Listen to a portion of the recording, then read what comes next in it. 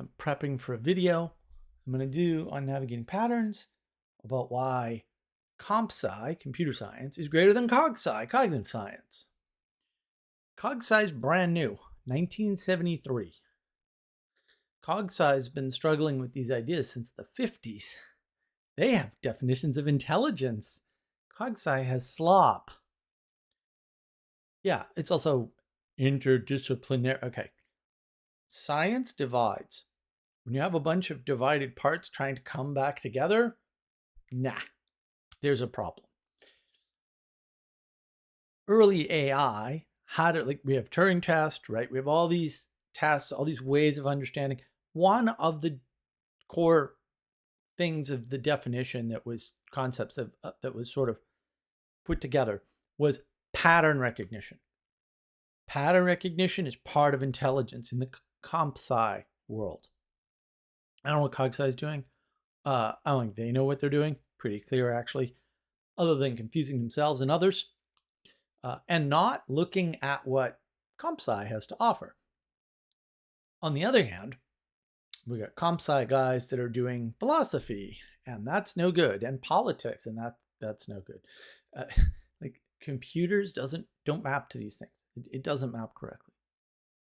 And our models for things like AI are based on incorrect biological models for things like the brain.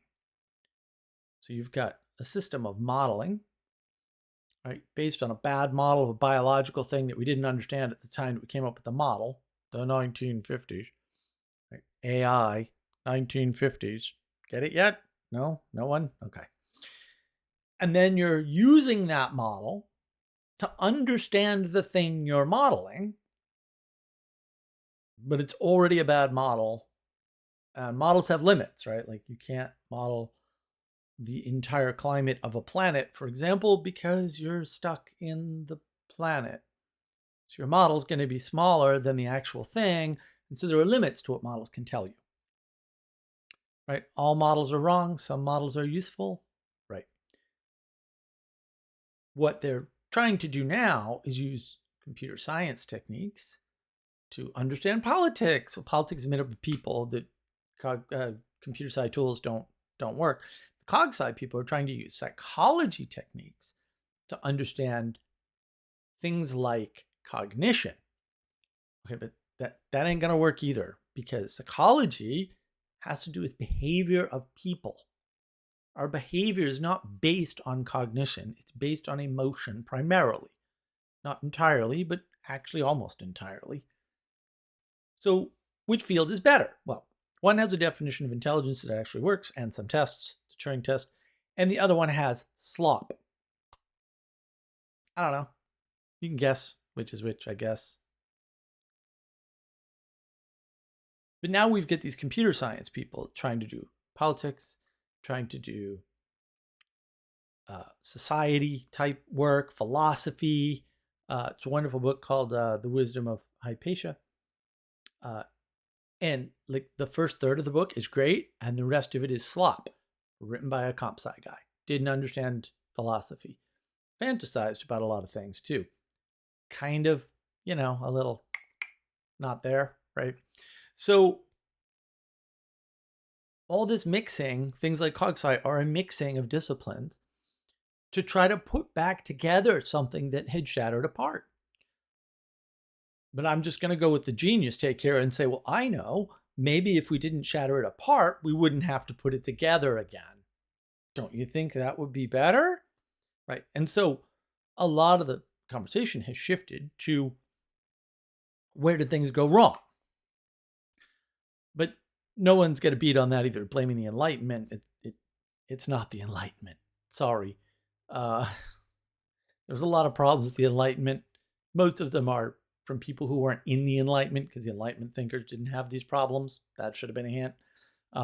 But now we're trying to put Humpty Dumpty back together again.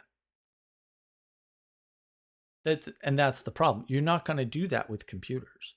And I'm not saying you can't use computers to make things better. Of course you can. I used to do that all the time. I still do it. It's not a big deal. But you got to know what you're doing.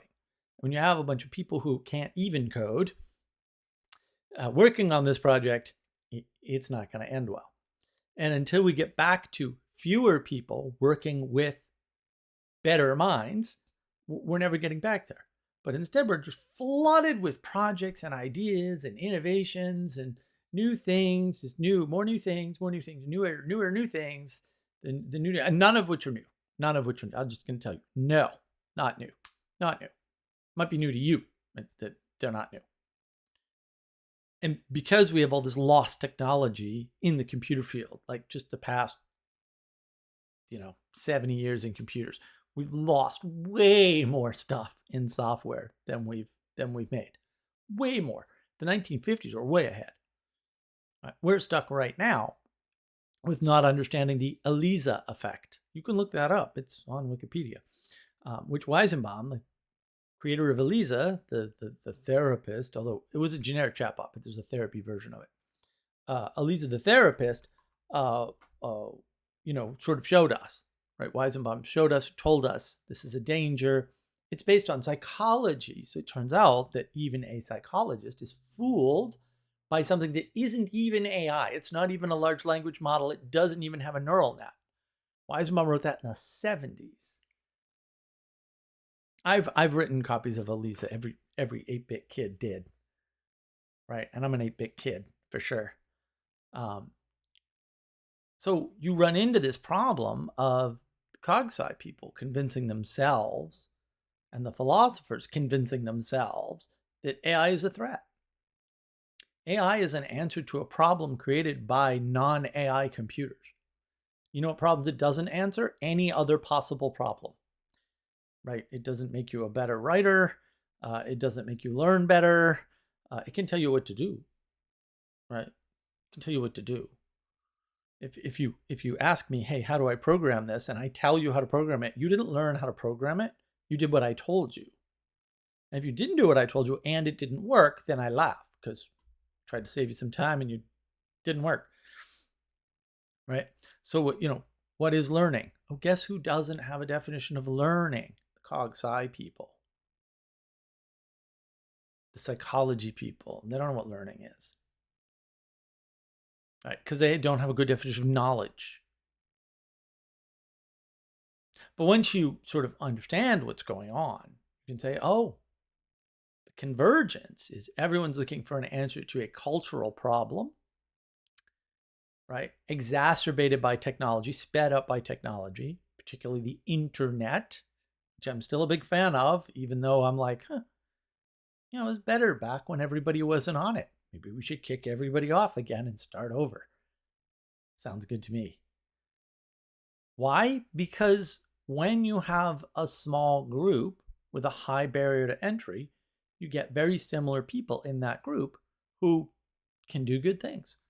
And if the people who aren't in the group help them through other means, this is how every good corporation is structured, by the way, great things can happen. But if you open the floodgates, great things can't happen. All that happens there is chaos and constant, looking forward in hope and progress, for sure. But progress towards what? Because all the progress is downwards. I want to go down. I don't like it. If you want to strive upwards, you have to look to people above you. And they have to have structures holding them up. And those people have to have structures holding them up, etc., etc. We're not looking up. We're looking all around at our peers, or so we think. And we're mimicking them because most people can only mimic, can't come up with their own original ideas. That's ridiculous. And the world's falling to a mess.